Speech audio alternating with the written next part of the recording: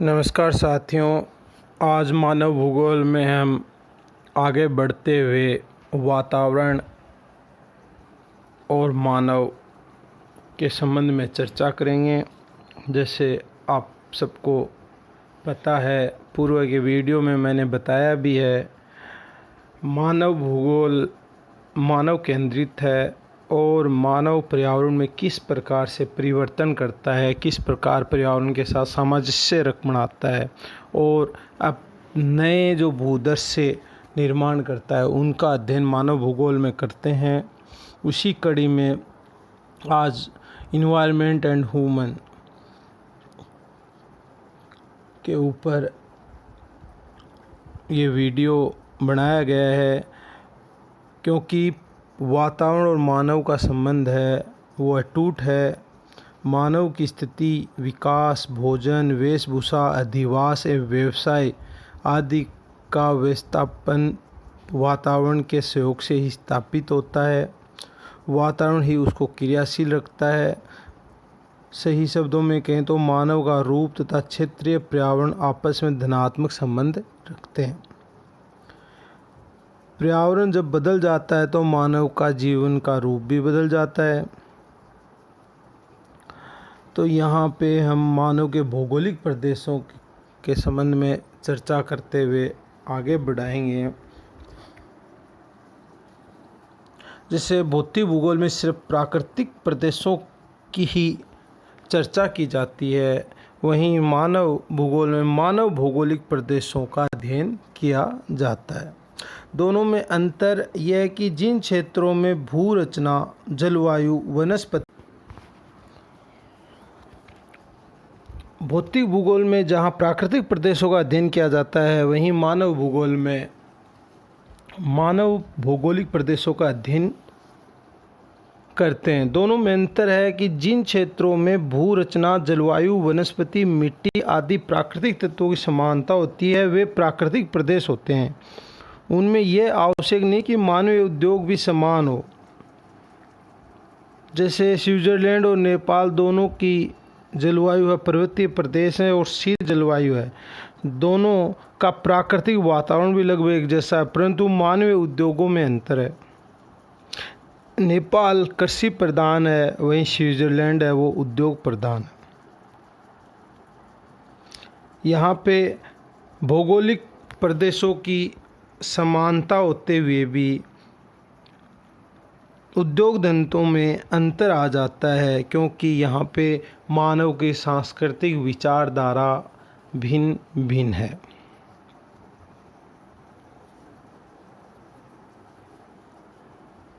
इसी प्रकार Canada, America पेरीज, रूस का स्टेपीज, अर्जेंटीना का पंपास, ऑस्ट्रेलिया का डाउन्स में प्राकृतिक तत्वों की समानता तथा मानव उद्योगों की भी समानता है। इन सब में यांत्रिक कृषि की जाती है।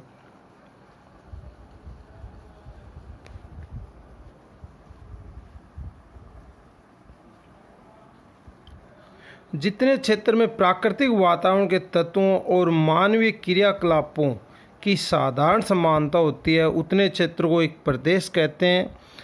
एक प्रदेश से दूसरे प्रदेश में केवल प्राकृतिक वातावरण की भिन्नता ही नहीं वरन सामाजिक आर्थिक भिन्नता भी पाई जाती है। मानव भूगोल में ऐसे प्रदेशों की विशेषताओं का अध्ययन हम करते हैं। प्रत्येक प्रदेश के वातावरण का वहाँ के मानव समूह पर प्रत्यक्ष और अप्रत्यक्ष प्रभाव पड़ता है। कोई भी प्रदेश है उसके वातावरण का वहाँ पे मानव समूह पर प्रभाव पड़ता है, प्रत्यक्ष और अप्रत्यक्ष। मानव समाज की कोई भी क्रिया ऐसी नहीं है जिसे वातावरण की सहायता के बिना किया जाए।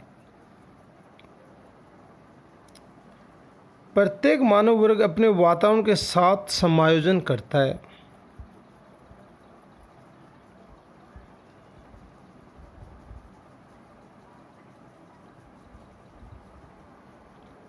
और मानव उस के साथ कैसे अपने आप को समायोजित करता है, इसका अध्ययन मानव भूगोल में हम करते हैं।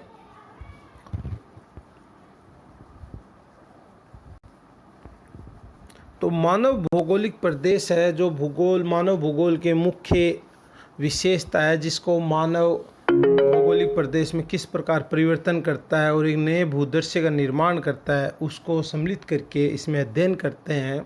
मानव भौगोलिक प्रदेशों में प्राकृतिक तत्वों की समानता के साथ साथ सांस्कृतिक तत्वों की समानता भी होती है। जैसे कनाडा, अमेरिका के पेरिस, रूस का स्टेपीज, या जितने भी घास के मैदान हैं या प्राकृतिक उद्योगों की भी समानता यहाँ पाई जाती है।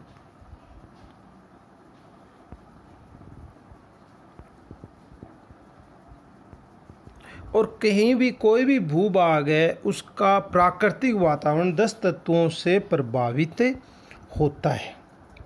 ये 10 तत्व इस प्रकार हैं।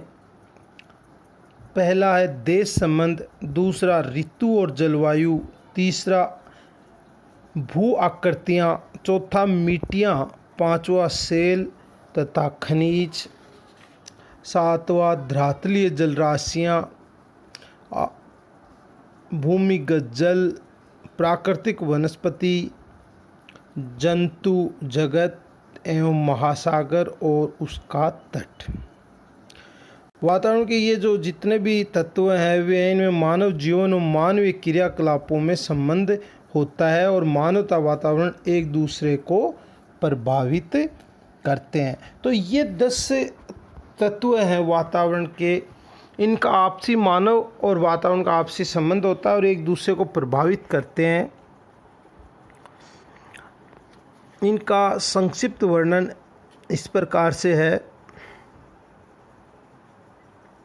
कोई भी देश संबंध है, देश संबंध में प्रदेश की स्थिति, आकृति, क्षेत्रफल आदि शामिल किए जाते हैं।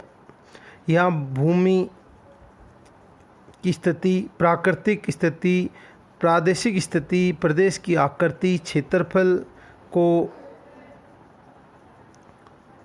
शामिल किया जाता है और मानव का इन पे प्रभाव देखा जाता है और इसे अक्षांश देशांतर द्वारा प्रकट किया जाता है।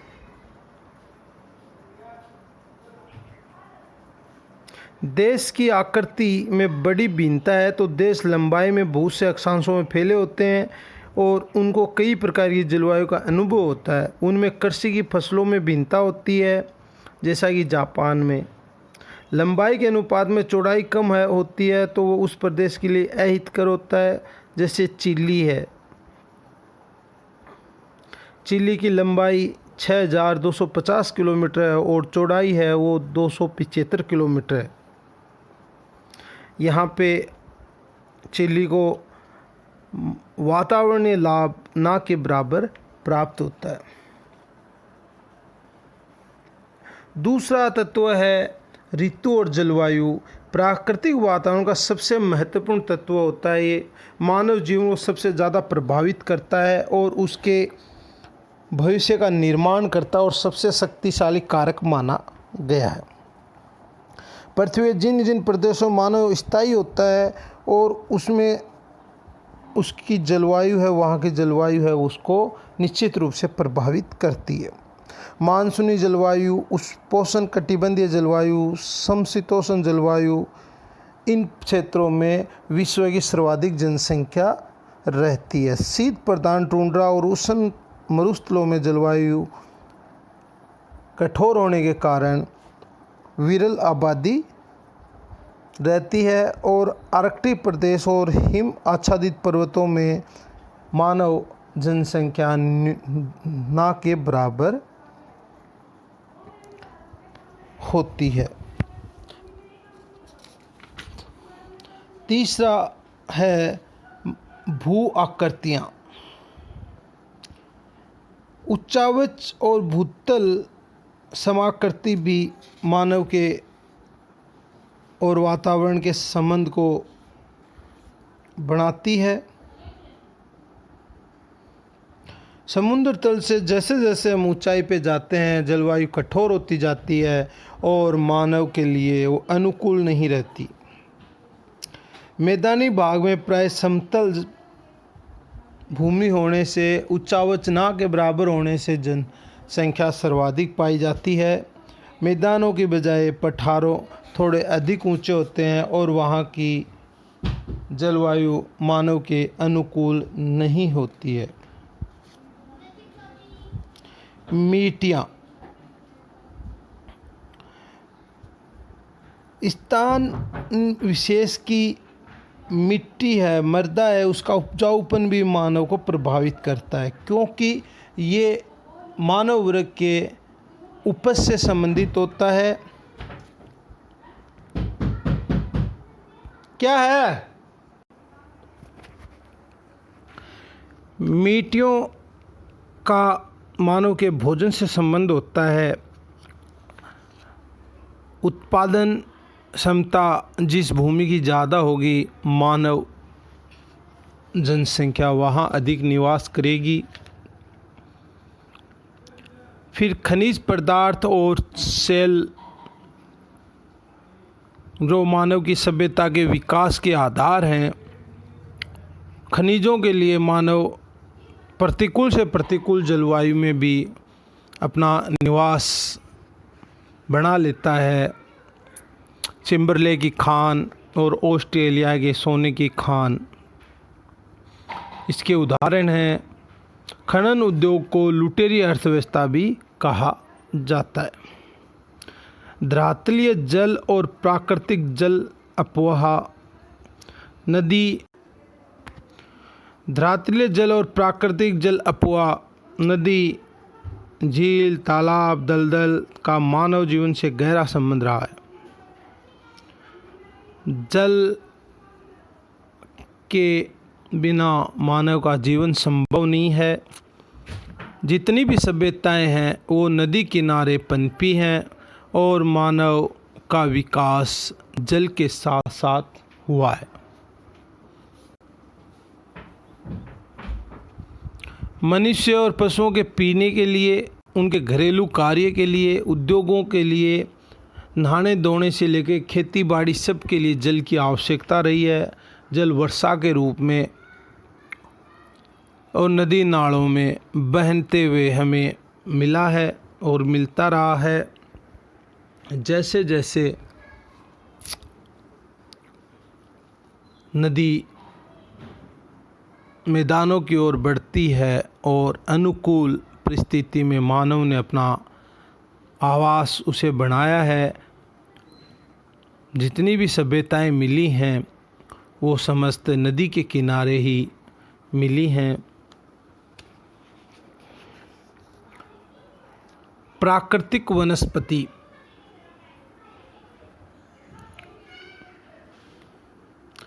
वनस्पति भी जलवायु के अनुसार अपना रूप बदलती है और ये 4 प्रकार की मुख्यतः मानी गई है। वन, घास के मैदान, अर्ध मरुस्थल और मरुस्थलीय जलवायु।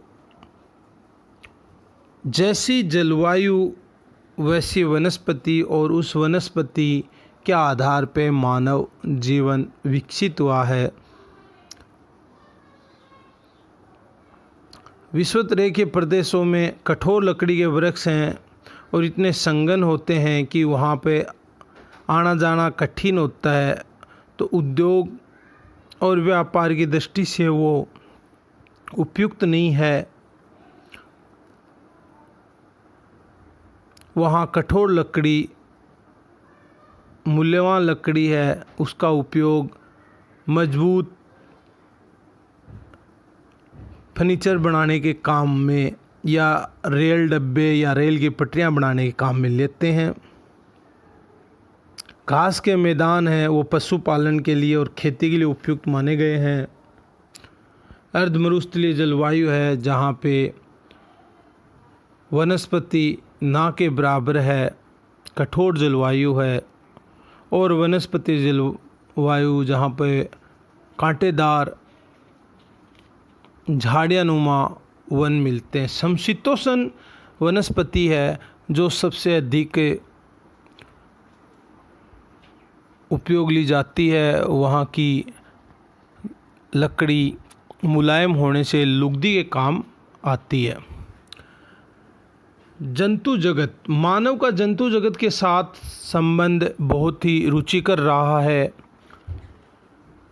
मानव ने अपने जीवन का आरंभ आखेट से किया और फिर पशुपालन अपना व्यवसाय बनाया। कृषि और उद्योग के साथ साथ पशु उनका साथी बन के रहा और सहज जीवन जिया। भोजन के लिए, खेती के लिए, परिवहन के साधन के रूप में और अन्य दैनिक जीवन में उपयोग आने वाली खाद्य वस्तुओं के रूप में जीव जंतु का उपयोग मानव ने किया है। महासागर और तट। महासागर पृथ्वी के 3/4 भाग पे फैले हुए हैं और मानव ने इन महासागरों में भी अपने संसाधन खोजने शुरू किए। महासागरों का उपयोग मानव ने यातायात के लिए, माल ढोने के लिए किया, जलवायु को अनुकूल बनाने के लिए। वर्तमान में तरंग ऊर्जा, लहरी ऊर्जा भी मानव महासागरों से करता है। तटों से कोरल रीफ जैसे और मोती, मछली पालन आदि के द्वारा महासागरीय संसाधनों का उपयोग मानव कर रहा है। मानव तथा वातावरण के संबंध को हम देखें तो मानव और वातावरण हमें अधिक प्रभावी लगता है। वातावरण हमें संसाधन उपलब्ध करवाता है और मानव को एक संभावना देता है और उसका उपयोग मानव करता है। वर्तमान में तकनीकी ज्ञान अधिक विकसित होने से मानव ने पर्यावरण पर अपना नियंत्रण स्थापित करने की कोशिश की है, परंतु साथ ही साथ अनेक प्राकृतिक आपदाएं मानव को कमज़ोर कर देती हैं। भूकंप, बाढ़, अधिक वर्षा, न्यून वर्षा और वर्तमान में कोरोना महामारी ने मानव को वातावरण से कमज़ोर साबित किया है। हम वर्तमान में वातावरण को ही अधिक प्रभावी मान सकते हैं, क्योंकि पिछले 4-5 महीने से पूरा संसार एक अदृश्य वायरस से